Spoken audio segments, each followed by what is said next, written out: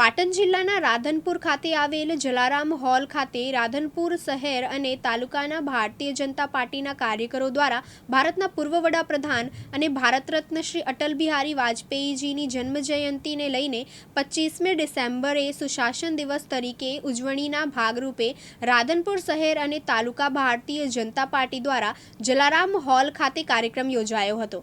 આ કાર્યક્રમમાં ભારતીય જનતા પાર્ટીના કાર્યકર્તાની ઉપસ્થિતિ રહ્યા હતા। આ પ્રસંગે અટલ બિહારી વાજપેયીએ કરેલા કામો અને કાર્યનું યાદ કરવામાં આવ્યા હતા। ખૂબ આજે આનંદની વાત છે।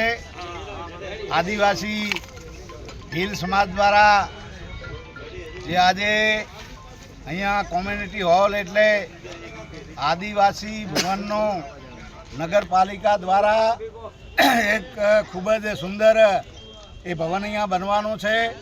એનું આજે ખાતમુહૂર્ત થયું છે। ખાતમુહૂર્તમાં 3-4 આ તાલુકાના ભીલ સમાજના આગેવાનો સાથે મળીને આજે ખાતમુહૂર્ત કર્યું છે।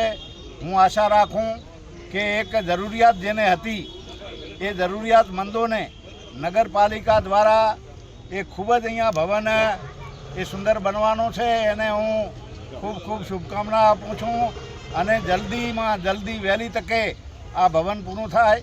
હું ધારાસભ્ય તરીકે હું પણ એમને મદદરૂપ થઈશ। જે કાંઈ મારી ગ્રાન્ટમાંથી પણ આ વંડો બનાવવા જે કાંઈ થાય તો એમાં હું 5 લાખ રૂપિયા સુધીની હું એને ગ્રાન્ટની મદદ કરવાનો છું અને આમાં બધા સાથે મળીને એક રસ રહીને સંપ રાખીને આપણું આ કાર્ય જલ્દી પૂરું થાય એવી હું શુભકામના।